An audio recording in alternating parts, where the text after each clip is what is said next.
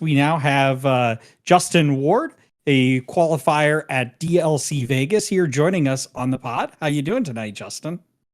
I'm doing good, Vince. How are you? Good, good. Thanks for joining us. Congratulations on the Continentals qualification. So you made top 16 at DLC Vegas running Ruby Sapphire. That's right. Yes, that's correct. Great. So tell us a little bit about your experience with TCGs and how did you get into Lorcana?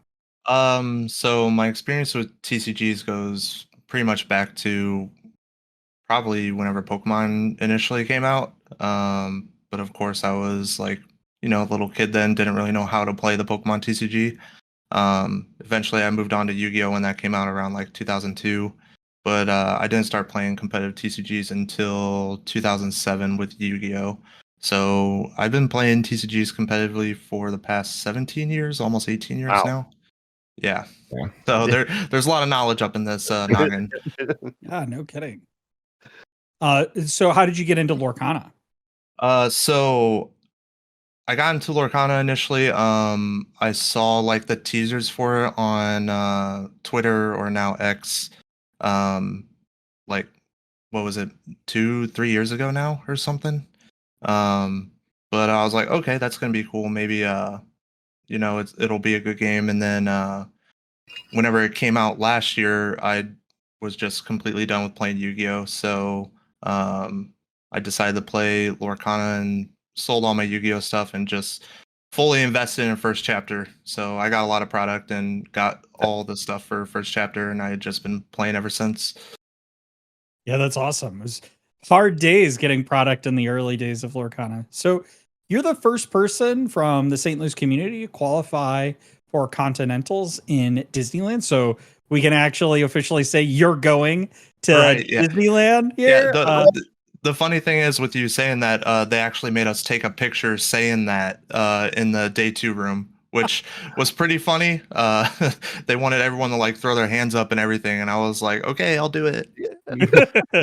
Jazz hands. Yeah. That's so awesome. So how does it feel to qualify? It feels really good, honestly. I mean, like whenever Lorcana first came out, there really wasn't much of a competitive scene, but I really liked the game, so I kept playing it. And then whenever they announced competitive play, I was like, okay, I want to get to Continentals and Worlds. So that has been a huge goal of mine. So it feels very awesome to achieve that, especially after the shortcoming I had in Chicago. Yeah, absolutely. Have you ever been to Disneyland before? I have not. No. I've actually never stepped foot in California. Vegas is the farthest west I've actually gone. That's awesome. So you got any special plans for Disneyland aside from playing in the Continentals? Well, fun fact, the weekend of Continentals, my birthday is on the 13th, so it's kind of like a little birthday trip for me, birthday event. So I was thinking of heading up there on like Wednesday, explore LA and Anaheim for a couple days before I have to settle in the playing card games all weekend. Yeah, the food there is great in LA. Yeah, I hear the food is amazing out there. You can get anything you want. I actually really want to go visit like the 100 Thieves and Face Clan compound out there. Yeah, that would be awesome. If you have the time, spending the time out there, one of my favorite things I've ever done on the West Coast was we started in San Diego when we worked our way up the coast. Instead of taking the major highway to go up to San Francisco and all that stuff, where the Walt Disney Museum is at, which is really cool to check out if you get a chance. But we rented a sports car and we just drove up the coast around, seeing all the sights and all the vista points and everything. Oh, really? Beautiful drive. It was an all-day drive, but something that I would do again in a heartbeat if you have the time to do it. It's truly incredible. Yeah, I mean, I'll have to see if I have the time, because like it'd be pretty cool to like travel down to San Diego, because I heard that the weather down there is actually beautiful. Pretty much peak, like perfect weather. So, but no, I mean, I'm excited to go to California. It'll be definitely a fun time. I already tried looking at how much it'll be to stay on the resort. I don't think my wallet will be really happy with it. So hopefully there are some like good participation prizes or something to help recuperate some of that. But it'll still be a fun time. For sure. Yeah, that's awesome. Well, so before we get into digging into your Vegas experience, you kind of alluded to talking about Chicago. This isn't your, Las Vegas wasn't your first Disney Lorcana challenge, nor was it your first day two. So can you talk a little bit about, your experience in Chicago? And you also went to the Fort Worth? Yes. So the only challenges I've been to have been Chicago and Dallas Fort Worth. In Chicago, I got top 32, losing to Brian Cortade, which kind of sucks since I was one step away from achieving that Continental's invite. But he ended up winning the event, so it was like, I guess I lost to the winner, so it can't be that bad. But not only did I lose out on the invite at that point, there was one pass down invite in Top Cut, and because both Zach and I had lost, or Zach Bivens and I had lost in Top Cut, since he was ranked, I believe, first or something, I want to say, and I was in 8th after Swiss. He technically finished in 17th while I finished in 18th, so I also missed the pass down invite by one spot there. Oh, wow, I didn't know that. Yeah. So it was like, oh, here's a dagger here, and then here's the killer to the heart. So yeah. So but it feels good to get the invite in Vegas. As far as my experience in Dallas, was in kind of like a weird headspace regarding the format for Dallas. Obviously Green Steel was miserable to play against quite a bit. Miserable to play against, miserable to play, which is why I never really picked up the deck. I really enjoyed Red Blue, but then people were coping really hard, being like, "Oh, well, you can play Ruby Amethyst into Green Steel and be completely fine." And I was like, "Oh, you can't really do that." And then so because people were doing that, it made playing Red Blue into Ruby Amethyst just not good, because the Flynn Sisu Castle line was just very hard to deal with. So you had to get lucky that they would miss it. And then, but as far as my experience in Dallas, my first round opponent was actually supposed to be Thea Beastie, but she didn't show up, I assume because of the flight delays and everything. And then after that, it was just like Q into blue steel, Q into blue steel, Q into blue steel, and it was just 1-1s the entire way, just dime wars. So it was a very skillful and very frustrating day. Yeah. That's why. What did you end up playing in Dallas? I ended up playing Red Blue with Pegasus in the main to help address the Flynns as well as Diablos. And then even though I didn't do great in day one, I played in the constructed competitive side event, the 8-round challenge that they first introduced there. I started that one 004, and I was like, okay, this is like a weekend where just nothing's going my way. But then I ended up winning 4 straight and then finished 17th for 75 tickets. So nice. That was pretty nice. I just ran back the same 60 that I had the day before. So nice. Got myself the Cindy mat and a Cindy promo with the other tickets that I had from the weekend. Beautiful. That's awesome. I'm really glad they added those events. Yeah, it's fun. Such a great mat too, the Cindy mat. Oh yeah. I've actually been both. Yeah, now I have both. I've actually been considering getting both of them framed with the card inside of it and just hanging them up on my wall. So look amazing. Yeah. So they look great. They feel like they'd be rough to play with. I feel like the cards would get stuck on the foiling and you kind of ruin them. So that I feel like hanging up. Yeah, I haven't played on them. However, I have the Cindy in like one of those matte top loader, or not the Cindy, the Rapunzel in the like the matte top loader. Got it from the PPG booth for like $8. And then when I brought it to Collector last night, I let Elizabeth play on it, and then she was worried about it at first, but then I was like, well, there's that top loader thing on it, so it'll be fine. And she's like, oh, okay. So she was one of my 3 losses last night. I got to look at that beautiful mat the whole time, though. You were probably like, wow, I can't stop looking at that beauty. So how did you prepare for Vegas? When you were doing Ruby Sapphire, what was the ultimate decision on picking that deck, and how'd you prepare? So I was committed to Ruby Sapphire from the moment that Shimmering Skies had released.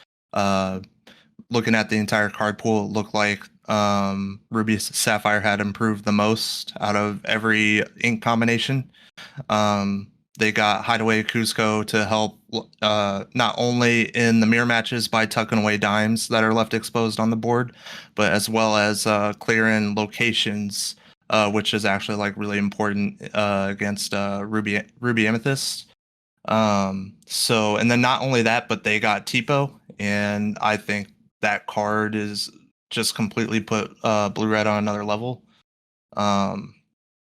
Yeah, so it just gives you 4 inkable 1-jumps, and a lot of people at the start, whenever it was revealed, said that like Tipo wasn't the greatest because it got rid of a card from your hand and then left a 1/2 body on board. And sure, that's true, but you're trying to look for consistent ways to ramp on turn 2 because you just want to skip turn 3 and play like Hiram or Tala to start getting the engines in your deck going. So I was just like, yeah, this card's great. And then Visions, I was like, this card's great too. This card just looks at the top 5 cards in my deck and just adds whatever is deeded at the time if it's revealed among them. So it's very similar to a card called Impulse from Magic the Gathering, or a card called Pot of Prosperity from Yu-Gi-Oh, which that card is at 1 in Yu-Gi-Oh because of how good it is. So yeah, I was pretty set on it. The early aggro meta was kind of frustrating. I was coping pretty hard on doing like a ramp into the 4-drop Mulan with Rush from Rise of the Floodborn. I remember that on turn 3, and then you shift in the big Mulan on turn 4, and then you just wipe their whole board and reset the game from there. That line was also played pretty well into Steel Song. But my list evolved throughout the last few weeks. I was doing a lot of theorying with my friend Dewey, who's from Chicago, who also made top 32 in Chicago as well as top 32 in Dallas. So him and I were refining a list, and I settled on a solid.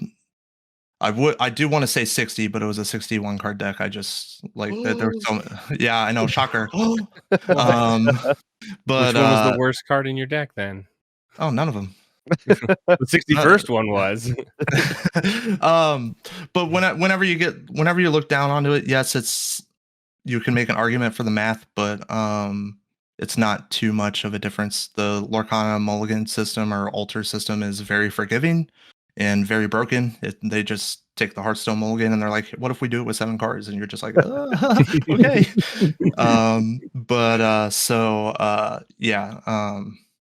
I mean, it was a very consistent deck. I'm pretty sure I filtered through my entire deck every game or close to every game. So it was very nice. Visions was like the best card all weekend. Yeah, I'm glad you touched on Visions. We have a question further down, Andy. Do you want to touch on that? Because we've been kind of skeptical on that card on this podcast, at least. We definitely owe an apology to the card Visions of the Future. I personally, when I tried it, one of the biggest problems I had was flipping over more than one good card that I needed at a time. So if I needed more than one answer essentially to what was going on the board, they had a wide board and they just played a castle or something like that, I would end up getting both of my answers and then have to bottom one of them, or 4 cards essentially. And I was skeptical about how good it was losing potentially 4 good cards in exchange for 1 good card. But obviously the card is performed, and a lot of the commentators and stuff really love the card. You clearly really love the card. What is it about it, I guess? Why? So if I break your heart by saying this, I'm sorry, but I think Visions is probably the best card in Ruby Sapphire right now. Just for the fact of the consistency it provides. Not only is it a turn 2 play to dig for a fishbone if you need that, it can also dig for answers like Brawl if you're on the draw against a Diablo. Also, I guess it's only downside is that it's an action, which means that it gets hit by Pete. But in the later games, whenever you're sitting there with 10, 12, maybe more, sometimes more ink, you're able to dig for a Tamatoa and then play it on the same turn if you already don't have it. Also, my philosophy with that card is it's very similar to the Schrodinger's cat dilemma. It's like you have a cat in a box. It's both alive and dead. So like you have the top 5 cards of your deck. They're both good, they're all good and bad. So it's like, oh well, even if I ship good cards to the bottom, since I'm drawing through so many cards and filtering through so many cards in my deck, then I'm eventually going to get back to them. Which actually is what happened in my top 64 match. I ended up playing 4 visions in that game, and then the moment that I drew a Hiram when I had something like 20 cards left in deck, I was like, okay, now I know that there's a Maleficent, and a Medusa right beneath this Hiram that I shipped back earlier. So it allowed me to also alter my game plan with that as well. But Visions is just a huge consistency booster. It also turns into any card.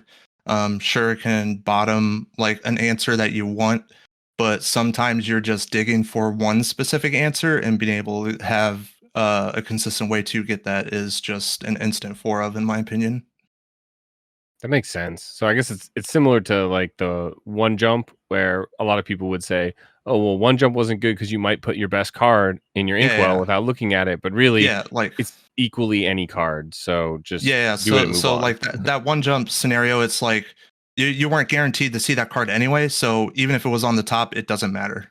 As long as you're advancing your game plan, that's all you cared about.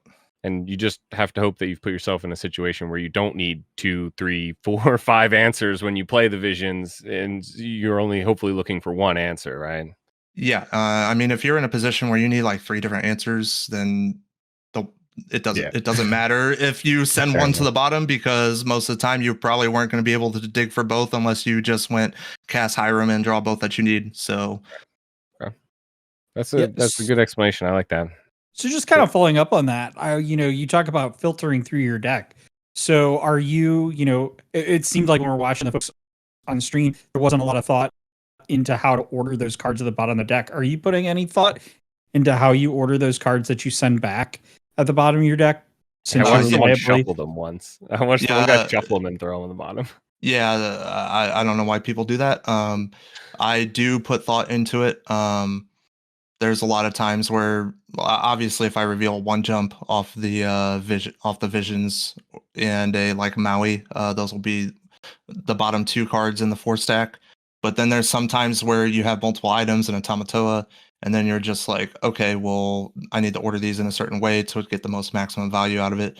So, for instance, there were times where I put Tamatoa on top with a popsicle, then a fishbone beneath it, so you could chain into them. Then that way you're able to make your Tamatoa an actual threat the moment it comes down.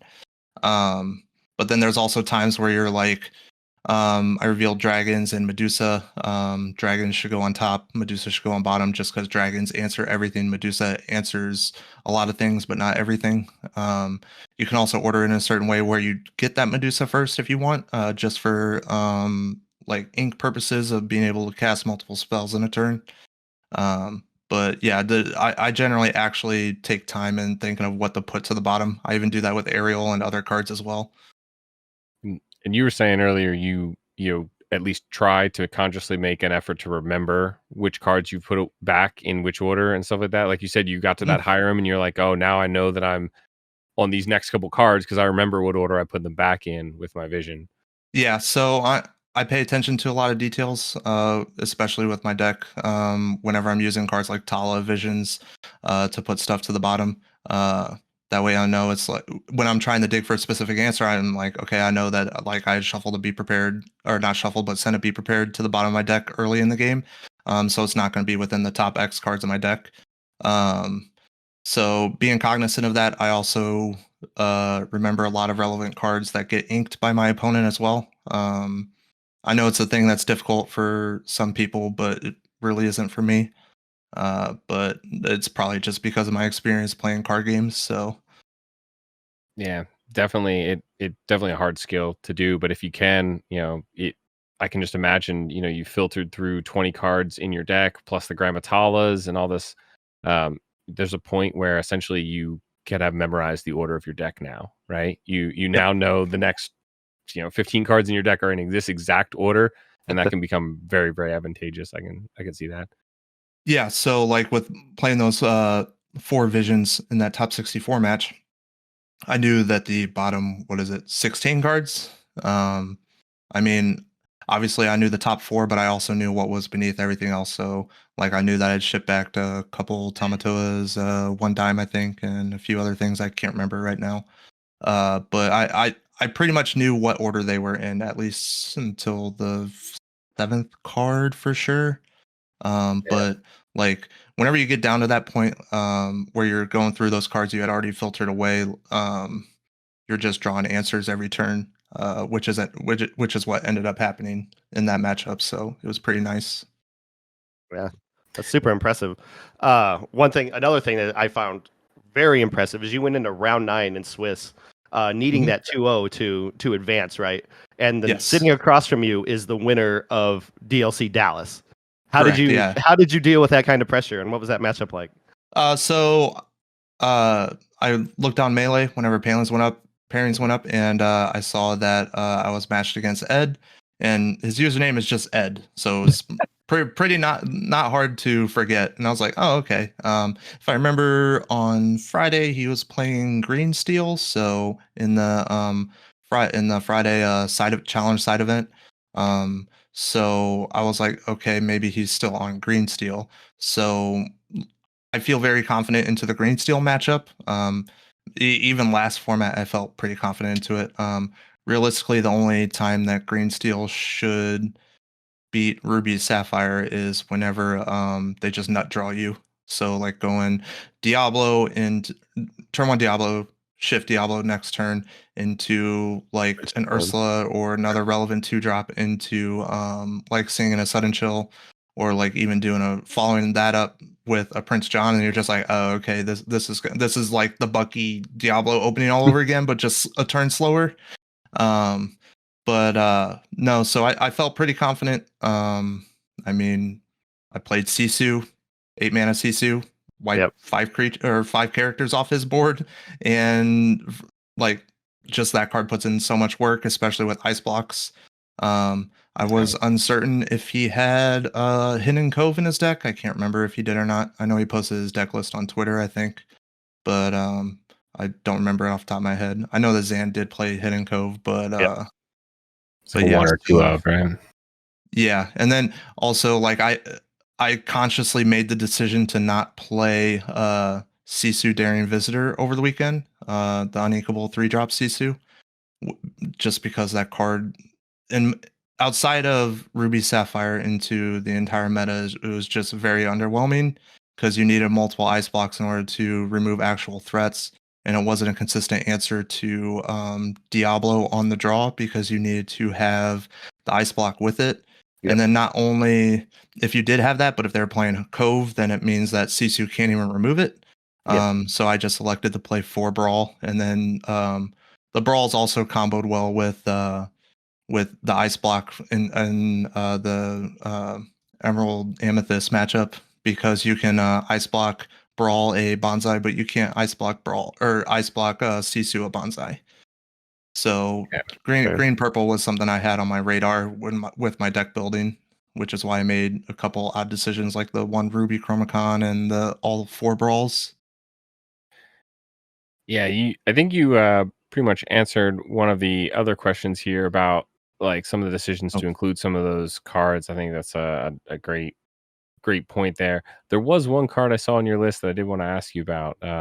I'm sure you probably already know what it is, but how well did the King Candy do for you? And so what was the reason behind that? So I wanted something for the mirror match that was what you would consider lore pressure, as well as another card that filtered through the deck. You could either do that with Gaston, Intellectual Powerhouse, or King Candy.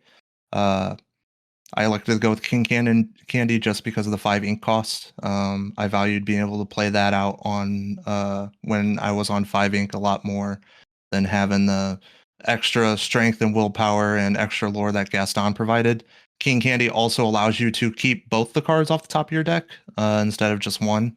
And then you just get rid of the worst card in your hand. So there were a lot of times where I'd play that and then get rid of an uninkable that I didn't need at the time.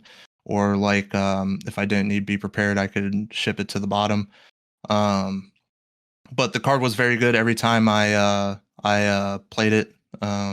In my top 64 matchup, it helped me dig 2 cards deeper to get closer to the Be Prepared off the top of my deck, which ended up turning the game in my favor for game 3. And then after that, it was just answer after answer after answer.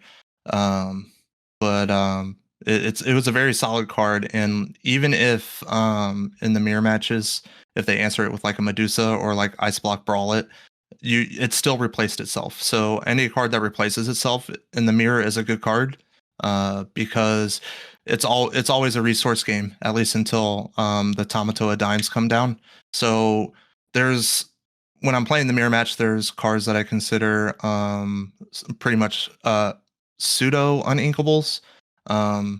Like for instance, in any Amethyst space deck, you would almost consider like Goat, Fox, pseudo uninkables. Like you don't want to ink them unless you absolutely have to.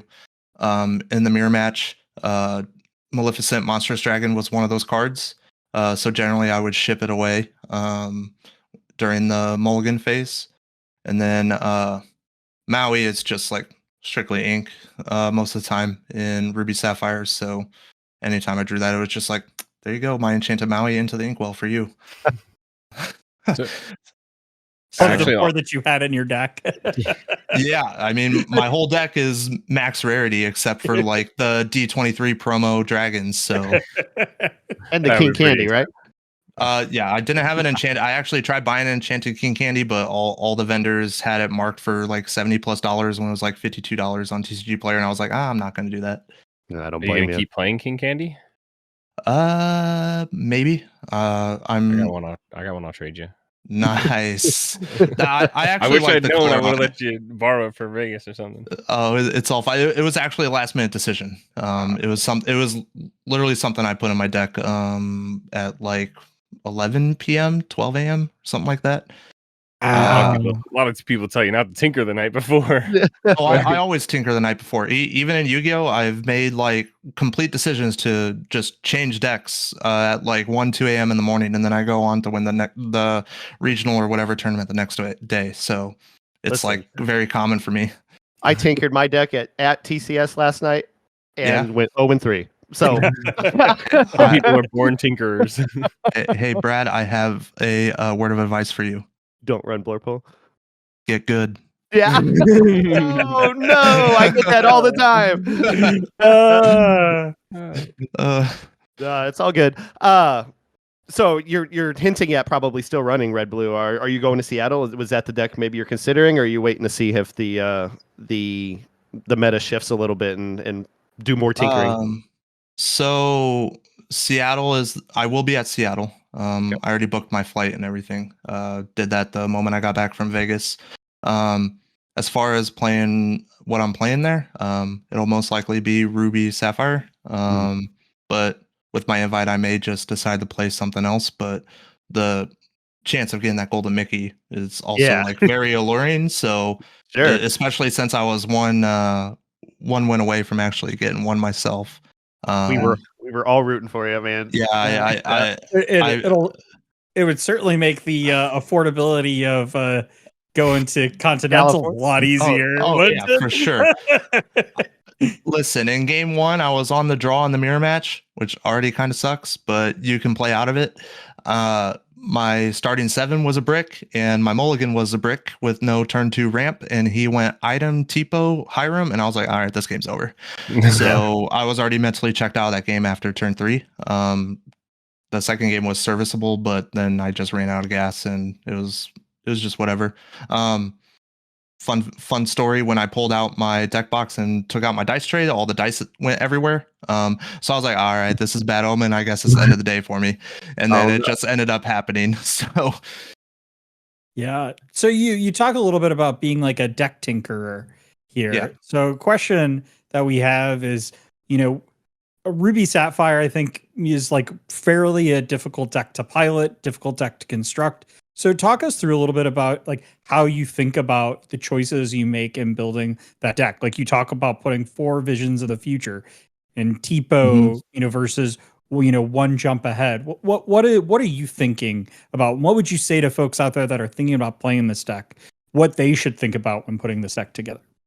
So whenever you're building Ruby Sapphire, there's obviously cards that are instant 4-ofs in the deck. In my opinion, that's obviously cards like Popsicle, Hiram, also Grandma Tala. I'd argue Maui is a 4-of, although you can remove it, but I like the versatility that it provides for the more like non-Ruby Sapphire matchups.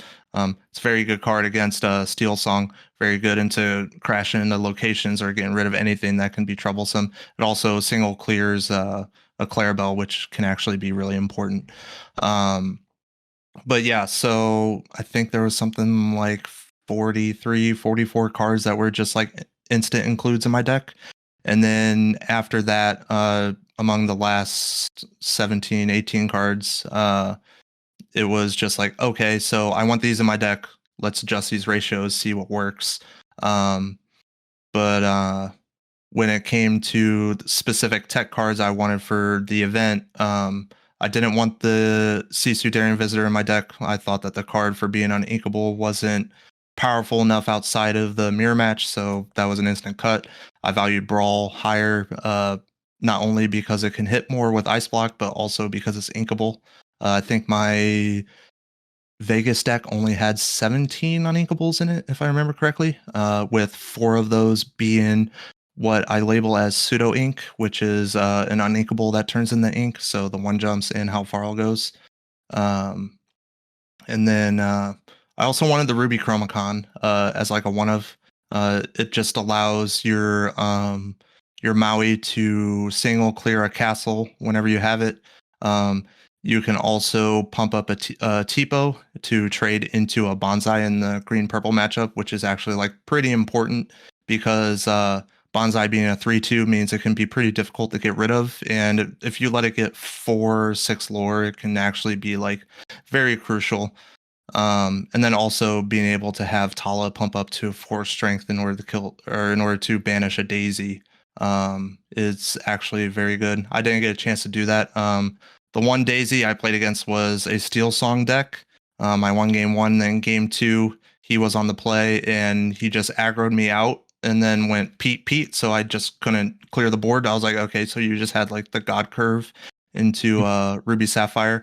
And that was the match that made me have my 4th draw. So I was 104 at that point, and I was kind of like dooming in my head, but at the same time I was like posting Ted Lasso believe gifs in every chat. So and then I rallied out the 4 wins, so that was nice. The Ruby Chromacon, I actually played 2 green purple the following 2 rounds, and the Ruby Chromacon actually came up in both those matchups, not only to get rid of Bonsai but also to allow my Tipo to clear the 1-drop Clarabelle so that they could get off the shift line. So a lot of people don't really acknowledge Ruby Chromacon. So when it comes down on anything other than turn 1, they get a little surprised. They're just like, oh, I probably shouldn't have quested here. But then obviously I wanted another card for Ruby Sapphire in my deck.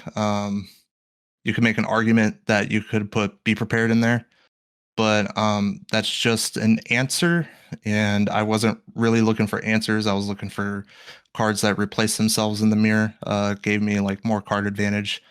So the King Candy fit that bill. King Candy was actually Dewey's idea.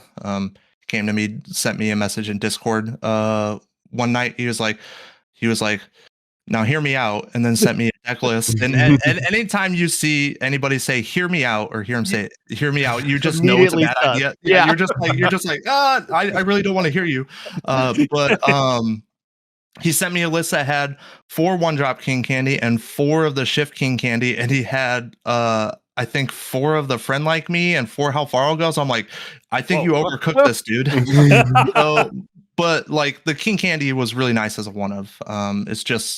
It's just like another Hiram almost, and then it's pretty much a 5th Grandma Tala, just not inkable. So being able to filter more cards through the deck was pretty nice. Yeah, I've seen red blue probably also very cooked lists. They use the red 2-drop uninkable 2/3 rush. Is it Turbo? it's taffeta or something? It's one of the racers that can beat Queen Candy as shift. Yeah, it's turbo.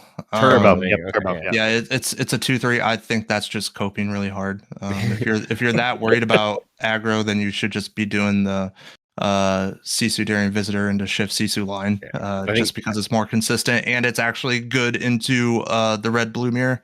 Right. So they were cooking Basil 1-drop with the support and giving the support to the turbo to take it out. Yeah. It seemed like it's a cool concept, but it seemed like a little too much just to do with aggro. I kind of floated that idea early on in the format when aggro was everywhere, but I wasn't doing turbo. I did Queen just because Queen is inkable. So you give up the 1 extra willpower for the inkability, which is in a deck like red blue. It's very, very important to have not an astronomical amount of uninkables in the deck, unless they're like the pseudo ink cards like 1 jump and how far I'll go. Also, another thing with my deck too is I wanted to have enough answers to items as well as locations, and there were a lot of people that were playing just 2 Cusco and nothing else. Personally, I think Cusco is worse than Hideaway, mainly because if you're tapping out 6 ink to play Cusco to get rid of a location or an item, that's all you're doing in the turn, and you just leave behind a 3/5 body that quests for 2, which is fine. It's respectable. But Hideaway allows you to tuck away the location or item, but then also play a Tala or a Hiram and keep your engines going. The fact that Hideaway is inkable and also acted as a pseudo 1 jump ahead pretty much made me have 4 1 jumps in my deck. So I had like 8 ramp spells for turn 2. Which there were a couple times where I hide away and tucked away one of my items so I could ramp on turn, or just so I could play a 4-drop on turn 3. I told them about that last week when we were doing a little practice match at game night, where I was like, I saw Justin do something I never imagined, but in the scenario it made a lot of sense, where you had your 2-drop hideaway and you're playing in the Steel Song, so you're like, I can just ramp with my popsicle. I don't need to do anything right now. So whenever you specifically tuck away a popsicle, it's pretty much a 1 jump. It's like a controlled 1 jump because you know what you put into your inkwell. But obviously you get rid of your items or your items, so you can't Hiram on the following turn. But there are sometimes there are a lot of times against Steel Song where you don't even want to Hiram on turn 4 because especially not turn 4 but turn 3 when you have 4 ink, because especially whenever you're on the draw, because they have aerial and you're like, well, I don't want to draw these 2 cards and then wheel it away anyway. There's also a lot of times against Steel Song where I'll just put a Hiram on board and just not use its ETB trigger to draw 2 cards against Steel Song, just because I know that they had wheel in hand already. So it's like, I'm just going to make you wheel me and then I'll draw 2 cards the next turn and still have an item. It's very difficult for Steel Song to answer Hiram unless they have a multiple combination of spells in their hand.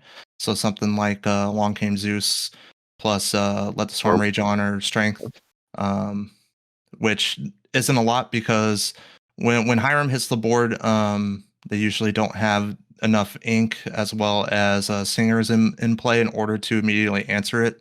So the moment that Hiram draws you 4 cards, that's just insane value. Sure. Definitely. So Brad has the fun questions we like to ask folks here for all of our podcasts. So you want to go ahead and Brad? Which one? The favorite card? Oh, yeah, I'm sorry. I forgot we changed that to me. Yeah, what is your favorite card in the game, Justin? Favorite card in the game? Yeah. Isn't it obvious? Hiram Flaversham. Yeah, I mean I love drawing cards. So in every game I've played, I've always been attracted to the more control-y-esque decks. So like in Yu-Gi-Oh, I played a bunch of like runic combo variants, which Those are spells that you give up your battle phase, but they have added benefits of either summoning a monster or being some form of removal spell. So they were like dual purpose, which I really liked. And then they also had another spell that said you could shuffle 3 of them back to draw 3 whenever you activated one. So it was pretty fun to do that. Probably why I'm very attracted to Ruby Sapphire is because of playing those kind of decks for like the past year before Lorcana. When Rise of the Floodborn came out and Hiram was out, I was like, oh, this card's sweet. And Popsicle is just a cantrip. So like with the Nick Wild, so that one Popsicle that drew you a card earlier on in the game, then you go Hiram to draw you 2 cards, and then Nick Wild gets you that Popsicle back on turn 5, and you play it, and then draw another card, and then quest with Hiram, that one Popsicle turned into like 5 cards. So yeah. it was pretty good. Obviously that deck really wasn't that format, unfortunately. Mainly because it just once people figured out how to play red purple correctly, it just had no play into that deck. I mean, Goat, Spellbook were just killer for the deck, and you were inherently slow, and they just had answers. So I shelved that deck, and then Lucky Dime and Medusa came out in Inklands. So I was like, okay, now I'm gonna pick this deck back up. Then I shelved it for set champs to play green purple, because everyone was playing red blue, and I was like, yeah. I well remember that. People were playing red blue and red purple, so I was like, hey, this deck plays pretty well into them. But then I was this close to getting the mat, Justin. I was this close. Sorry. It's all good. Sorry if it makes you feel better. I technically won 4 of them. So yeah, so and then like once set 4 came out, I got back onto it. I would leading up to Chicago, the few weeks leading up into it was kind of like in an odd headspace of what do I want to play. I was playtesting Green Steel a lot, didn't like it. Then my friend John helped convince me that red blue was just the way to go. Even if Green Steel was attacking your hand, Hiram completely offset that. So Hiram is just my favorite card, at least right now. I hope when that error happened in the app, I kind of lost my mind. Yeah, I was like, there's no way that they're doing this again after they said that they weren't going to do it, and they're doing it to my boy Hiram. So it happened right before we recorded one night, and we were like, what is going on? I was stressing out that whole night, and I'm pretty sure someone called the social media manager or something at Ravensburger, and they're like, hey, you need to get up and tweet something about this being an error. So yeah, like I believe it. Let's hope that Hiram never gets banned for my sake. Yeah, and I don't think he would. We've talked about it before, where they've provided so many answers for Hiram now with ways to, with characters and abilities that a target strength. With his one strength, he's an easy target for a lot of people who know that they're going to be running into that. And literally every blue deck is running Hiram. Yeah, right? So, there's a hot take I have that if you really want to hit the Hiram engine, you just ban Popsicle. So. I would do it. That would it's a do hot it. take, but regardless, red blue best deck. I honestly think it's probably, even though Greed Steel had a great showing this weekend. When I was watching through top 64, at least until the end of top 32, I saw a lot of the red blue were in the Elsa bracket, the ones that were in top 32 or top 32 at least. So there was a lot of like friendly fire going on, which is why that you didn't see as much red blue advance further into the tournament. I mean, I know I played a mirror in top 16, and I think there was at least one other mirror, 1 or 2 more mirrors before that. So, but yeah. Yeah, and that was with Jonathan Williams, right? That was the top 16 match? I chatted with him a bit. I think every challenge he's been to, he's made top 64, but lost in it. Yeah, when I saw you were paired up against him, I think that I recalled him he was #1 in Swiss in Atlanta, that first event that we went to. Yes, surprisingly, with green purple. Oh, really? Yeah. He lost first round, though. His next round after you was with Zan, so... I feel... Like I said, he. To be honest, if I'm being honest, when Zan made top 32, I didn't even know what side of the bracket I was on. I was just like, I'm just gonna roll with it, whatever. They didn't really have the bracket out on display in the day 2 room. So I didn't know if I was in Zan's side of the bracket, but whenever he got to top 32, I was like, okay, I mean, he's probably gonna end up winning this. Yeah. And then when he was in top 16, I was like, okay, yeah, he probably is gonna win this. But I would have matched into him in top 8. I'd beaten all the Greed Steel I played all weekend. So I mean, I'm very confident in that matchup, especially after playing it so much with Red Blue last format. So I also had 3 Sisu in my deck, which can help mitigate like the Prince John stuff, Diablo stuff, and everything. And I knew he was, yeah. So I didn't watch any of his feature matches past like top 32, but I heard he was doing some kind of like bag manipulation with muses and stuff. Yeah. So like whenever someone skilled knows how to utilize the trigger effects to their fullest potential, then they know how to manipulate the game state in a way that is advantageous to them.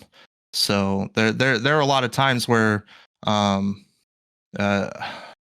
like there are some things that he can think of that other people don't. So it's just like, oh, okay, well that's a learning experience. Yeah, for sure. So Andy, Brad, do you have any other questions? No. Thanks for coming on. Yeah, thank you for having me. I appreciate it. Incredible having you. Incredible performance, and looking forward to seeing what you do in Seattle. Yeah, hopefully I'll get a third top. Going 3 for 4 before Continentals would sound pretty nice. Yeah, for sure. Lorcana resume. Yeah, right. Maybe I'll become a pro. Get more of those let it goes. And was it a Cinderella? Is that what's the order of the prizes? Let it go. Yeah, go ahead. So for a 2,000 player event, top 128 gets Let It Go. Top 64, you got the Cinderella Stout Hearted. Top 32, you got Rapunzel Gifted with Healing, and then top 16 got the Invite in the Mat, and then top 8 is the Mickey, and then whatever additional pricing is after that. I think it's just you're like whatever. 4 and 2 are silly. They had to like when they expanded it to 2048, they had to shoe in like 2 more prizes in there because they moved the Mickey and the Invite. Yeah. And so you get your Mickey at top 8, and then you win that match, and they give you 2 boxes, 2 booster boxes, not even cases, like 2 booster boxes, $200 worth of product, and 100 prize wall tickets. Don't forget, yeah. I mean, the prize wall tickets get you like what's that, Matt? Like $400 or $500 or something. So it's not nothing, but like you just went from your like $20,000 Mickey card to the, just a couple booster boxes. Yeah. And surprisingly on Saturday, Melee was saying that top 32 got invites, and I was like, well, that's a shocker. Yeah. I will take that. All I gotta do is win 1 match. Yep. And when I was matched into that green, I think it's Traverse Tavern, I think is what his name was. I looked at his deck list, and it was just strictly green steel mid range, like barely any discard package. He only had 1 We Don't Talk About Bruno, so it meant that he also had a 1 or 2 Anna in his deck. So it meant that if a Tamatoa landed on the board, the only way he could out it was with the 1 of Bruno or the 1 of Anna if he was able to get a damage put onto it. So I knew that if I could get to a point where I could establish my late game cards, that it would be very difficult for him to come back and win, which has ended up what happening, especially in game 2. Like he had no shot in game 2. But yeah, so I felt really confident about that one. And then my top 32 was against Amber Emerald. That was simple. So, and then lost to a Red Blue Mirror. So surprisingly, I only played 2 Steel Song and 2 Red Blue all weekend. Wow. Which is wild with how many there were there. I was in the gauntlet of green decks, so I was kind of losing my mind. But you were well prepared for it sounds like. Yeah, there were some decisions I had made in order to be well prepared for it. Also, when I played those 2 green purples, I knew how to manage my hand in order to not allow them to get value off of Clarabelle. I think between the 2 matches, Clarabelle only drew 1 card, and it hit the board like 3 different times. So well done.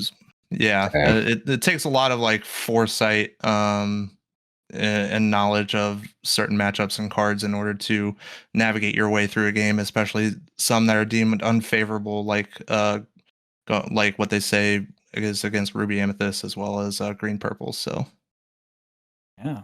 Awesome. Like I said, thank you so much for joining us, and congrats again on your achievement.